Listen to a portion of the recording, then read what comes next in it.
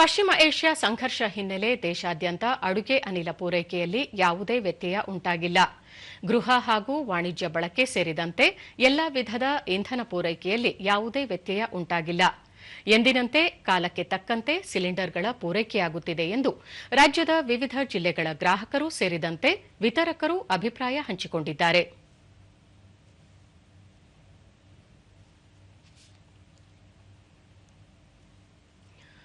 ಕೊಪ್ಪಳದ ಗ್ರಾಹಕ ವಿರೂಪಾಕ್ಷಪ್ಪ ಅಡುಗೆ ಅನಿಲ ಸಿಲಿಂಡರ್ನಲ್ಲಿ ತೊಂದರೆ ಕಾಣಿಸಿಲ್ಲ, ಬುಕಿಂಗ್ ಮಾಡಿದ ನಂತರ ವಿತರಕರು ಸಿಲಿಂಡರ್ ವಿತರಿಸುತ್ತಿದ್ದಾರೆ ಎಂದರು. ಮತ್ತೇನು ಸಮಸ್ಯೆ ಇಲ್ಲ ಸರ್ 15 ದಿವಸ ಮುಂಚೆಗೆ ನಾವು ಮಾಡಿದ್ವಿ ಸರ್. ನಾವು ಇಲ್ಲಿ ಎನ್ಕ್ವೈರಿ ಮಾಡಿದ್ವಿ ಸರ್. ನಿಮ್ಗೆ ಬುಕ್ ಆಗಿದೆ, ನಾವು ಕೊಡ್ತೀವಿ, ತಗೊಂಡು ಹೋಗ್ಬಿಡ್ರಿ ಸರ್ ಅಂತಂದು ಹೇಳಿದ್ರಿ ಸರ್. ತೊಗೊಂಡ್ರೆ ಬುಕ್ ಬರ್ದು ನಾನು ಇದು ಮಾಡಿದ್ರಿ ಸರ್. ನಿಮ್ಗೆ OTP ಬರ್ತಂತ ಹೇಳಿದ್ರಿ ಸರ್.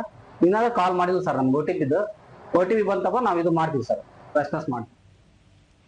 ಬಳ್ಳಾರಿಯ ಮಂದಾರ ಅಡುಗೆ ಅನಿಲ ಪೂರೈಕೆ ಎಂದಿನಂತೆ ಸುಗಮವಾಗಿ ಸಾಗುತ್ತಿದೆ ಎಂದು ಹೇಳಿದರು. And as we know already that there's a war situation going on, but there is no effect on gas as such in Ballari that I've seen recently. Previously we used to get a gas after booking for 1 to 2 days, but now it takes just 3 to 4 days, so we don't have any problem here. Vijayanagara ಜಿಲ್ಲೆಯ Anuradha cylinder booking ಮಾಡಿದ ವಾರದೊಳಗೆ ತಮಗೆ ತಲುಪಿದೆ ಎಂದರು. ನಮ್ಮ ಮನೆಯಲ್ಲಿ 3 ಜನ ಇದ್ದೀವಿ. ನಾವು 22 ದಿನಗಳಾದ ನಂತರ ಸಿಲಿಂಡ್ರ್ ಬುಕ್ ಮಾಡಿದ್ವಿ. ಒಂದು ವಾರದೊಳಗೆ ನಮಗೆ ಸಿಲಿಂಡ್ರ್ ಬಂತು.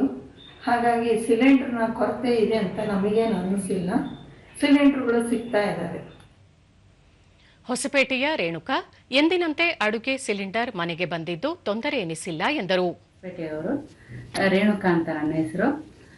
ನಮ್ದು ಸಿಲಿಂಡ್ರು ಬುಕ್ 1 ತಿಂಗಳಾದ್ಮೇಲೆ ನಾವು ಬುಕ್ ಮಾಡಿದ್ವಿ. 7 ದಿನದಲ್ಲಿ ನಮಗೆ ಸಿಲಿಂಡರ್ ತಲುಪಿದೆ.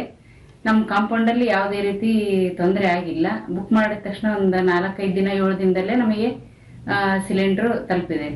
ಅದರಿಂದ ನಮಗೆ ತೊಂದರೆ ಆಗಿಲ್ಲ.